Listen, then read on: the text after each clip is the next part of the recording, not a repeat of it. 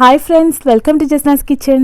അപ്പം എല്ലാവർക്കും സുഖമല്ലേ? ഞാനിന്ന് ചെയ്യാൻ പോകുന്നത് എന്താണെന്ന് വെച്ചാൽ നമ്മൾ ചായക്കടയിൽ നിന്നൊക്കെ വാങ്ങിക്കുന്ന മസാല പത്തിരിയും അതോടൊപ്പം തന്നെ നല്ലൊരു സ്ട്രോങ് പാൽ ചായയാണ് കേട്ടോ.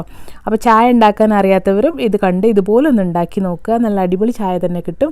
അതുപോലെ തന്നെ ഈ മസാല പത്തിരി എന്ന് പറയുന്നത് ഇത് കുറച്ച് ഉള്ളിയും പച്ചമുളകും ഇഞ്ചിയും ഒക്കെ ചേർത്ത് ഉണ്ടാക്കുന്നതാണ്. അപ്പോൾ അതുകൊണ്ട് തന്നെ ഇതൊരു സ്പെഷ്യൽ ടേസ്റ്റാണ് കേട്ടോ. അപ്പോൾ എന്തായാലും ട്രൈ ചെയ്ത് നോക്കുക. അതിന് മുൻപായിട്ട് എൻ്റെ വീഡിയോ ആദ്യമായിട്ട് കാണുന്നവരാണെങ്കിൽ താഴെ കാണുന്ന റെഡ് ബട്ടൺ ഒന്ന് ക്ലിക്ക് ചെയ്ത് സബ്സ്ക്രൈബ് ചെയ്യാനും അതോടൊപ്പമുള്ള ബെല്ലൈക്കൺ പ്രസ് ചെയ്ത് അതിൽ ഓളും കൂടെ പ്രസ് ചെയ്യാൻ മറക്കരുത് കേട്ടോ. അപ്പോൾ നിങ്ങൾക്ക് ഞാനിടുന്ന വീഡിയോസിനെല്ലാം നോട്ടിഫിക്കേഷനും കിട്ടുന്നതാണ്. അപ്പോൾ ഞാനിവിടെ ഒരു പാൻ വെച്ചിട്ടുണ്ട്. അപ്പോൾ ഇതിലേക്ക് ഞാൻ ഒരു 2 ടീസ്പൂൺ ഓയിൽ ഒഴിച്ചു കൊടുക്കാൻ പോവാണ്. നിങ്ങൾക്ക് വെളിച്ചെണ്ണ വേണമെങ്കിൽ അത് ചേർത്ത് കൊടുക്കുക, അല്ലെങ്കിൽ ഓയിലാണെങ്കിൽ അത് ചേർത്ത് കൊടുക്കുക കേട്ടോ. എന്തായാലും കുഴപ്പമില്ല. ഇനി ഇതിലേക്ക് ഒരു 2 മീഡിയം സൈസ് സവാള ചെറുതായിട്ടൊന്ന് ചോപ്പ് ചെയ്തെടുത്താണ്. അപ്പോൾ അതും കൂടെ ഒന്ന് ചേർത്ത് കൊടുക്കുന്നുണ്ട്. അപ്പോൾ ഇനി നല്ല പോലെ ഒന്ന് വഴറ്റിയെടുക്കണം. പിന്നെ ഇതിലേക്ക് ഞാൻ കുറച്ച് ഇഞ്ചി, പച്ചമുളക്, കറിവേപ്പില ഇതൊന്ന് ഇതുപോലെ തന്നെ ചോപ്പ് ചെയ്ത് ചേർത്ത് കൊടുത്തിട്ടുണ്ടായിരുന്നു കേട്ടോ. പക്ഷെ അത് ഞാൻ റെക്കോർഡ് ചെയ്യാൻ മറന്നുപോയി. ഇട്ട് കഴിഞ്ഞ ശേഷമാണ് അതിൻ്റെ ബട്ടൺ ഞാൻ ചെക്ക് ചെയ്തത്. അപ്പോൾ ഇതൊന്ന് നല്ല പോലെ ഒന്ന് വഴറ്റിയെടുക്കുക. ഈ ഇഞ്ചിയും പച്ചമുളകും ഉള്ളിയൊക്കെ നന്നായി ഒന്ന് വഴന്നു വരണം. ഇനി നമുക്കിതിലേക്ക് ആവശ്യത്തിനുള്ള ഉപ്പ് ചേർത്ത് കൊടുക്കാം. അതോടൊപ്പം തന്നെ നമുക്ക് 1 ടീസ്പൂൺ നല്ല ജീരകം ചേർത്ത് കൊടുക്കുക. അപ്പോൾ ഇതിന് പകരമായിട്ട് നിങ്ങൾക്ക് വേണമെങ്കിൽ പെരുംജീരകം ചേർത്ത് കൊടുക്കുക കേട്ടോ. അപ്പോൾ നിങ്ങൾക്ക് ഏത് ജീരകത്തിൻ്റെ ടേസ്റ്റാണോ ഇഷ്ടം അത് ചേർത്ത് കൊടുക്കുക. പിന്നെ ഞാനിതിലേക്ക് കുറച്ച് ഉള്ളിയും അതുപോലെ കുറച്ച് തേങ്ങയും അതൊന്ന് പൊടിച്ച് ചേർക്കുന്നുണ്ട്. അതായത് ഒന്ന് ഒതുക്കിയെടുത്തിട്ട് ചേർക്കുകയാണ്. അപ്പോൾ ഈ സമയത്ത് വേണമെങ്കിൽ നിങ്ങൾക്ക് ഇതിലേക്ക് കുറച്ച് പെരുംജീരകം കൂടെ ചേർത്ത് കൊടുക്കുക കേട്ടോ. അപ്പോൾ ഇത് ഇതുപോലെ ഒന്ന് ഒതുക്കിയെടുത്തിട്ടുണ്ട്. നന്നായി അരിഞ്ഞു പോകുന്നും വേണ്ട. അപ്പോൾ ഇതും കൂടെ ഇതിലേക്ക് ചേർത്ത് കൊടുക്കുകയാണ്. അപ്പോൾ നന്നായി ശ്രദ്ധിക്കുക, ഈ ഉള്ളിയും ഇഞ്ചിയും വെളുത്തുള്ളിയും ഇഞ്ചിയും പച്ചമുളകൊക്കെ ഒന്ന് നന്നായി വെന്ത ശേഷം വേണം ഈ തേങ്ങ ഇതിലേക്ക് ചേർത്ത് കൊടുക്കാൻ. അപ്പോൾ ഈ തേങ്ങ ഇതിപ്പോൾ തണുത്തിരിക്കുകയാണ്. അപ്പോൾ അതുകൊണ്ടാണ് ഞാനിപ്പോൾ തന്നെ ചേർത്തത്. അപ്പോൾ ഒന്ന് നമ്മൾ ഈ മിക്സ് ചെയ്തെടുക്കുന്ന സമയത്ത് ഇതിനൊന്ന് ചൂട് പിടിച്ചോളും. അപ്പോൾ ഇതിപ്പം ഇവിടെ റെഡി ആയിട്ടുണ്ട്. ഇനി ഇതിലേക്ക് നമുക്ക് വെള്ളം ഒഴിച്ചു കൊടുക്കണം. അപ്പോൾ നമ്മൾ തേങ്ങ ഒന്ന് ഒതുക്കിയെടുത്ത മിക്സിയിൽ തന്നെ ഞാനിതിലേക്ക് വെള്ളം എടുത്ത് ഒഴിച്ചിട്ടുണ്ട്. അപ്പോൾ 1.25 കപ്പ് വെള്ളമാണ് ഞാൻ ഒഴിച്ചത്. ഇനി നമുക്കിതിലേക്ക് 1 ടീസ്പൂൺ എള്ള് അല്ലെങ്കിൽ കരിഞ്ജീരകം അത് ചേർത്ത് കൊടുക്കാം. അപ്പോൾ ഞാനിപ്പോൾ ഇവിടെ കരിഞ്ജീരകമാണ് ചേർത്ത് കൊടുത്തത്. നിങ്ങളതിൽ എള്ളുണ്ട്, അത് ചേർത്ത് കൊടുക്കുക. ഇപ്പോൾ ഈ വെള്ളം ഒന്ന് നന്നായി തിളച്ച് വരണം. ഇപ്പോൾ ഈ വെള്ളമൊക്കെ തിളച്ച് വരുന്നുണ്ട്. ഈ സമയത്ത് നമുക്ക് 1 കപ്പ് പത്തിരിപ്പൊടി ചേർത്ത് കൊടുക്കാം. അരിപ്പൊടിയാണ് കേട്ടോ. അപ്പോൾ അത് ഞാനിവിടെ ചേർത്ത് കൊടുക്കുന്നുണ്ട്. അപ്പോൾ ഇതൊന്ന് നല്ലപോലെ മിക്സ് ചെയ്യുക. തീ ചെറുതായിട്ട് ഇരിക്കണം. അപ്പോൾ ഇതൊന്ന് നല്ലപോലെ മിക്സ് ചെയ്ത ശേഷം ഇതൊന്ന് അടച്ച് വെക്കുക. ഒന്ന് നന്നായി വെന്ത് വരട്ടെ. അപ്പോൾ നന്നായി പൊടിയിൽ എല്ലാ ഭാഗത്തും വെള്ളത്തിന് വരെ നന്നായി ഒന്ന് മിക്സ് ചെയ്ത് കൊടുത്തിട്ടുണ്ട്. ഇനി ഇതൊന്ന് അടച്ച് വെക്കാൻ പോവാണ് ഞാൻ. അപ്പോൾ അടച്ച് വെക്കുന്ന മുന്നേ ആയിട്ട് നമുക്ക് ഇതിലേക്ക് ഒരു 1/4 കപ്പ് മൈദപ്പൊടി ചേർത്ത് കൊടുക്കാം. അപ്പോൾ ഞാനതിലേക്ക് ഒരു 1/4 കപ്പ് മൈദപ്പൊടി ചേർത്ത് കൊടുക്കുന്നുണ്ട്. ഇതും ചേർത്ത് കൊടുത്ത ശേഷം നമുക്കിതൊന്ന് അടച്ച് വെക്കാം കേട്ടോ. അപ്പോൾ ഇതിൻ്റെ ചൂട് കൊണ്ടിട്ട് ഈ മൈദ ഒന്ന് അതിലേക്ക് മിക്സ് ആവട്ടെ. കാരണം വെള്ളമൊക്കെ നമ്മൾ ആവശ്യത്തിനുള്ളത് ഒഴിച്ചു കൊടുത്തിട്ടുണ്ട്. അപ്പോൾ ഇതൊരു 10 മിനിറ്റ് കഴിഞ്ഞ ശേഷം ഞാനൊന്ന് തുറന്നതാണ്. അപ്പോൾ എല്ലാം ഒന്ന് ഇതായിട്ടുണ്ട്. അപ്പോൾ നമുക്കൊന്ന് ഇത് നന്നായിട്ടൊന്ന് മിക്സ് ചെയ്തെടുക്കാം.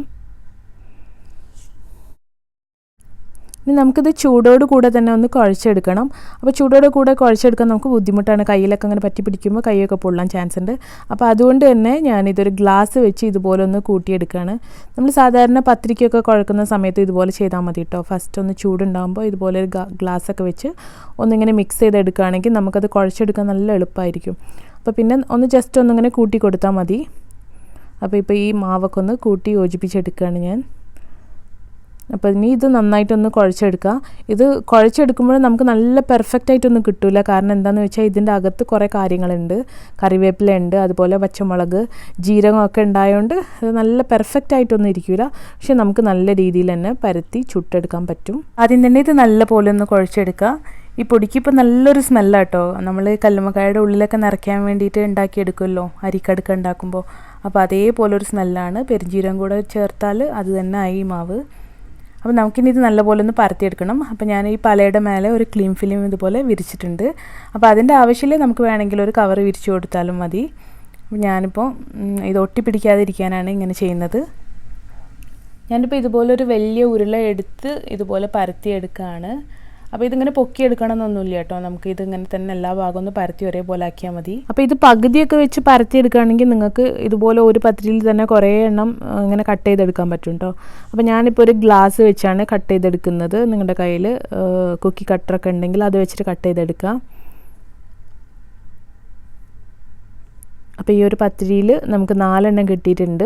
അപ്പോൾ ഒരേ കട്ടിയിൽ തന്നെയാണ് കിട്ടിയത് ഉണ്ടോ. ഈ ഒരു കട്ടിയിൽ എടുക്കുക, അല്ലെങ്കിൽ അതിങ്ങനെ നെരിഞ്ഞിരിക്കും, നമുക്ക് ഉള്ളൊന്നും വേണ്ടത്ര സോഫ്റ്റ് കിട്ടില്ല. ഇതാകുമ്പോൾ നമുക്ക് പുറം നല്ല ക്രിസ്പി ആയിരിക്കും, ഉള്ളിൽ നല്ല സോഫ്റ്റ് ആയിട്ടും ഉണ്ടാവും.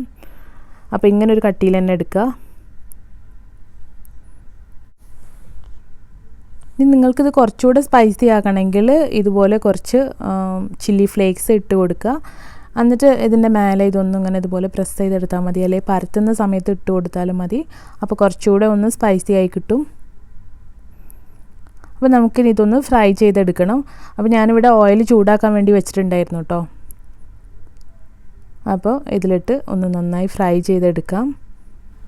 പിന്നെ ശ്രദ്ധിക്കേണ്ട കാര്യം എന്താണെന്ന് വെച്ചാൽ ഈ ഓയിൽ നല്ല ചൂടായ ശേഷം ഒന്ന് തീ കുറച്ച് വെക്കുക, അതിന് ശേഷം മാത്രമേ പത്തിരി ഇട്ട് കൊടുക്കുക. അല്ലെങ്കിൽ എന്താണെന്ന് വെച്ചാൽ ഈ ഓയിലിൻ്റെ ചൂടുകൊണ്ട് ഇത് പെട്ടെന്ന് കരിഞ്ഞു പോവും, പിന്നെ ഉള്ളിലാണെങ്കിൽ വേണ്ടത്ര വെന്തിട്ടുണ്ടാവില്ല. അപ്പോൾ ചെറിയ തീയിലിട്ട് ഒരു മീഡിയം ഫ്ലെയിമിലിട്ട് നമ്മളൊന്നത് കുക്ക് ചെയ്തെടുക്കുകയാണെങ്കിൽ നല്ല ടേസ്റ്റ് ആയിരിക്കും കേട്ടോ കഴിക്കാനായിട്ട്. കാരണം ഇത് നല്ല ക്രിസ്പിയും ആയിരിക്കും, അതേസമയം നല്ല സോഫ്റ്റും ആയിരിക്കും. അപ്പോൾ ഉള്ളിലൊക്കെ നന്നായി വെന്തിട്ടുണ്ടാവും, അല്ലെങ്കിൽ നമുക്ക് ഉള്ളിലൊക്കെ ഒരു പച്ച പോലെ ഇരിക്കും. അപ്പോൾ തീൻ്റെ കാര്യം ഒന്ന് ശ്രദ്ധിക്കുക കേട്ടോ. അപ്പോൾ ഇതൊന്ന് മറിച്ചിട്ട് കൊടുക്കുക. പിന്നെ ഇത് 2-3 എണ്ണം ഒന്നിച്ചിട്ട് ഉണ്ടാക്കിയാലും കുഴപ്പമൊന്നുമില്ല. ഞാനിപ്പോൾ ഒരു 6 എണ്ണം ഇട്ട് കൊടുത്തിട്ടുണ്ട് ഇതിലേക്ക്. അപ്പോൾ ഇതൊന്ന് 2 ഭാഗം മറിച്ചിട്ടിട്ട് കുക്ക് ചെയ്തെടുക്കുക. കണ്ട നല്ല കുമിള പോലെ പൊങ്ങി വന്നിട്ടുണ്ട് ഇത്. അപ്പോൾ ഈ സമയത്ത് ഇതിപ്പോൾ വെന്ത് വന്നിട്ടുണ്ട് കേട്ടോ, എല്ലാം റെഡി ആയിട്ടുണ്ട്. ഇപ്പോൾ നമുക്ക് വേണമെങ്കിൽ ഇതിൻ്റെ കളർ ഒന്നുകൂടെ മാറി വരണമെങ്കിൽ ഈ ഒരു കളറിൽ എടുക്കുക. അപ്പോൾ എനിക്ക് ഈ കളറിലാണ് ഇഷ്ടം, അപ്പോൾ അതുകൊണ്ട് തന്നെ ഈ ഒരു കളറായപ്പോൾ ഞാനിതൊന്ന് ഇതിൽ നിന്നും എണ്ണയിൽ നിന്നും കോരി മാറ്റുന്നുണ്ട്. അപ്പോൾ ഈ എണ്ണയിൽ നിന്ന് കോരി മാറ്റുന്ന സമയത്ത് ഒരു ടിഷ്യൂ പേപ്പറിലേക്ക് ഇട്ട് കൊടുക്കുക, കാരണം ഇതിൻ്റെ ഉള്ളിലൊക്കെ എണ്ണ ഉണ്ടാവും. ഇതിന് വെളിച്ചെണ്ണ പത്തിരി എന്നും പറയാറുണ്ട്, കാരണം ഇതിൻ്റെ ഉള്ളിൽ ഇങ്ങനെ ഇത് കയ്യിലെടുക്കുമ്പോൾ നമ്മുടെ കയ്യിലൊക്കെ ഇങ്ങനെ മെഴുക്ക് വരും. അപ്പോൾ അതുകൊണ്ട് ഇതിന് എണ്ണപ്പത്തിരി എന്ന് പറയുന്നത്. പക്ഷേ നമുക്ക് ഇടയ്ക്കൊക്കെ കഴിക്കാൻ നല്ല ടേസ്റ്റ് കേട്ടോ, പെട്ടെന്ന് ഉണ്ടാക്കാൻ പറ്റുന്ന ഒരു പലഹാരം കൂടെയാണിത്. അപ്പോൾ ഞാനിതൊക്കെ ഒന്ന് എണ്ണയിൽ നിന്ന് കോരി മാറ്റട്ടെ. അപ്പം നമ്മുടെ മസാല പത്തിരി ഇവിടെ റെഡി ആയിട്ടുണ്ട്. കണ്ടോ, നല്ല ഭംഗിയിലിരിക്കുന്നുണ്ട്. അപ്പോൾ ഇത് നമുക്കൊന്നിങ്ങനെ പൊട്ടിച്ച് നോക്കാം. നല്ല സോഫ്റ്റുമാണ്, അതേസമയം മേലത്തെ ഭാഗമൊക്കെ നല്ല ക്രിസ്പിയുമാണ്. അപ്പോൾ നമ്മുടെ ബാക്കിയുള്ള മസാലപ്പത്തിരിയും കൂടെ റെഡി ആവട്ടെ. അപ്പോഴേക്കും നമുക്ക് ചായ ഉണ്ടാക്കിയെടുക്കാം. അപ്പോൾ ചായക്ക് വേണ്ടിയിട്ട് ഞാനിവിടെ 1 കപ്പ് വെള്ളം വെച്ചിട്ടുണ്ട് കേട്ടോ ഇവിടെ ചൂടാക്കാൻ. അപ്പോൾ ഇത് നല്ല പോലെ ഒന്ന് തിളച്ച് വരട്ടെ. അതിന് ശേഷം നമുക്കിതിലേക്ക് ചായപ്പൊടി ചേർത്ത് കൊടുക്കാം. പിന്നെ നിങ്ങൾക്ക് ഏലക്കായയുടെ ഫ്ലേവർ ഇഷ്ടമാണെങ്കിൽ ഈ സമയത്ത് കുറച്ച് ഏലക്കായും കൂടെ ചേർത്ത് കൊടുക്കുക കേട്ടോ. ഒരു 3 ഏലക്കായ ചേർത്താൽ മതിയാവും, നല്ല ഫ്ലേവർ ഉണ്ടാവും. അപ്പോൾ ഇപ്പം ഞാൻ ഏലക്കായ ഒന്നും ചേർക്കുന്നില്ല. സ്നാക്സൊക്കെ ഇല്ലാതെ കഴിക്കാനാണെങ്കിൽ നമുക്ക് ഏലക്കായൊക്കെ ചേർത്ത് കുടിക്കുമ്പോൾ നല്ല ടേസ്റ്റ് ആയിരിക്കും. അതുപോലെ ഇഞ്ചി ചേർത്താൽ, അപ്പോൾ അങ്ങനെ ചേർക്കാൻ ആഗ്രഹമുണ്ട് ഈ സമയത്ത് ചേർത്ത് കൊടുക്കുക കേട്ടോ. ഞാനിതിലേക്ക് 2 ടേബിൾ സ്പൂൺ ചായപ്പൊടി ചേർത്ത് കൊടുക്കുകയാണ്. അപ്പോൾ ചായപ്പൊടി വെള്ളം തിളയ്ക്കുമ്പോൾ ചേർത്ത് കൊടുക്കുക. അതിനുശേഷം ഇത് നന്നായിട്ടൊന്ന് തിളച്ച് വരണം, ഈ ചായപ്പൊടി ഒന്ന് വെന്ത് വരണം. അപ്പോഴേ ഇതിൻ്റെ ഈ കളറും ഈ ടേസ്റ്റൊക്കെ ഈ ചായയിലേക്ക് ഇറങ്ങുള്ളൂ. നമ്മൾ ചായക്കടയിലൊക്കെ പോയാൽ കാണുന്നത് അതാണ്. ഇപ്പോൾ അവർ ആ സമ്മാമ്പർ എന്ന് പറയും, അതിന് എനിക്ക് എന്താ പറയാമെന്നറിയില്ല, നമ്മളവിടെയൊക്കെ സമ്മാമ്പർ എന്നാണ് പറയുന്നത്. അപ്പോൾ അതിൽ ഈ ചായ ഉണ്ടാക്കുമ്പോൾ അവരതിങ്ങനെ തിളപ്പിച്ചുകൊണ്ടിരിക്കും. പിന്നെ ഞാൻ ഇതോടൊപ്പം തന്നെ 1 കപ്പ് പാലും ഇവിടെ തിളപ്പിക്കാൻ വെച്ചിട്ടുണ്ട് കേട്ടോ. അപ്പോൾ ഞാൻ കണ്ടത് അങ്ങനെ കേട്ടോ, ചായക്കടയിൽ ഉണ്ടാക്കുന്നത് പാൽ വേറെ തിളപ്പിക്കും, ചായ വേറെ തിളപ്പിക്കും, എന്നിട്ട് അവരത് മിക്സ് ചെയ്യുക ചെയ്യുന്നത്. അപ്പോൾ ഇങ്ങനെ ഒരേ ഗ്ലാസ് അളവിലെടുക്കുകയാണെങ്കിൽ തന്നെ നല്ല കട്ടിയുള്ള പാൽ ചായ ഉണ്ടാക്കാൻ പറ്റും കേട്ടോ. അപ്പോൾ നിങ്ങൾക്ക് ഇനി കുറച്ച് കട്ടി മതിയെങ്കിൽ ഒരു 1.5 കപ്പ് വെള്ളം 1/2 കപ്പ് പാലും എടുത്താൽ മതി.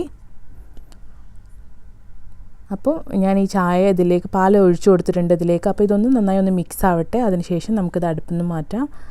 അപ്പോൾ ആവശ്യത്തിനുള്ള പഞ്ചസാര കൂടെ നമുക്കിതിലേക്ക് ചേർത്ത് കൊടുക്കാം. ഞാനിപ്പോൾ ഇവിടെ 3 ടേബിൾ സ്പൂൺ പഞ്ചസാര ചേർക്കുന്നുണ്ട്. അപ്പോൾ അത്യാവശ്യം മധുരം ഉണ്ടാകുമ്പോഴേ ഇങ്ങനെ സ്ട്രോങ് ചായക്കൊരു ടേസ്റ്റ് ഉണ്ടാവുള്ളൂ. അപ്പോൾ നിങ്ങൾക്ക് ആവശ്യത്തിനനുസരിച്ചുള്ള പഞ്ചസാരയും കൂടെ ചേർത്ത് കൊടുക്കാം കേട്ടോ. അപ്പം നമ്മുടെ ചായക്കടയിലെ ചായയും അതുപോലെ തന്നെ മസാല പത്തിരിയും ഇവിടെ റെഡി ആയിട്ടുണ്ട്. അപ്പോൾ നിങ്ങൾക്ക് വീഡിയോ ഒക്കെ ഇഷ്ടമായെന്ന് വിചാരിക്കുന്നു. ഇഷ്ടമായിട്ടുണ്ടെങ്കിൽ നിങ്ങളുടെ അഭിപ്രായങ്ങൾ കമൻ്റായിട്ട് കൊടുക്കുക കേട്ടോ. ഇഷ്ടമായിട്ടില്ലെങ്കിലും അഭിപ്രായങ്ങൾ കമൻ്റായിട്ട് കൊടുത്തോളാം. അതുപോലെ നമ്മൾ വീഡിയോ ഒക്കെ കാണുക, സപ്പോർട്ട് ചെയ്യുക. നിങ്ങൾക്ക് ഇഷ്ടമായിട്ടുണ്ടെങ്കിൽ നിങ്ങളുടെ ഫ്രണ്ട്സിനും കൂടെ ഒന്ന് ഷെയർ ചെയ്ത് കൊടുക്കുക. കാരണം വളരെ പെട്ടെന്ന് ഈസി ആയിട്ട് നമുക്ക് ഉണ്ടാക്കാൻ പറ്റുന്നൊരു സ്നാക്സാണ്. അപ്പോൾ എപ്പോഴും മധുരമുള്ളത് കഴിക്കുന്നതിനേക്കാളും ഒരു ഡിഫറെൻ്റ് ആയിട്ട് നമുക്ക് ഉണ്ടാക്കി നോക്കാൻ പറ്റുന്നൊരു സ്നാക്സ് അല്ലേ ഇത്. അപ്പോൾ തീർച്ചയായിട്ടും ഒന്ന് ട്രൈ ചെയ്ത് നോക്കുക. നിങ്ങളുടെ അഭിപ്രായങ്ങൾ എന്നെ കൂടെ അറിയിക്കുക കേട്ടോ. പിന്നെ നമ്മുടെ വാട്സപ്പ് ഗ്രൂപ്പ് ഉണ്ട്. അപ്പോൾ നിങ്ങൾക്ക് ഫോട്ടോസ് അയക്കാൻ താല്പര്യമുണ്ടെങ്കിൽ നമുക്കതിൽ അയച്ചു തരിക. അപ്പോൾ അത് നമ്മളും പോസ്റ്റ് ചെയ്യുന്നതാണ്. ഇനി അടുത്ത വീഡിയോസൊക്കെ ഇടുമ്പോൾ അതിൻ്റെ കൂടെ ഞാൻ ഉണ്ടാക്കി തന്ന ഓരോരുത്തരുടെ ഫോട്ടോസും കൂടെ ഞാനതിൽ ഉൾപ്പെടുത്തുന്നതാണ്. അപ്പോൾ പുതിയൊരു വീഡിയോ ആയിട്ട് ഞാൻ വീണ്ടും വരുന്നതാണ്. അതുവരേക്കും bye bye. Thank you for watching Jasna's kitchen.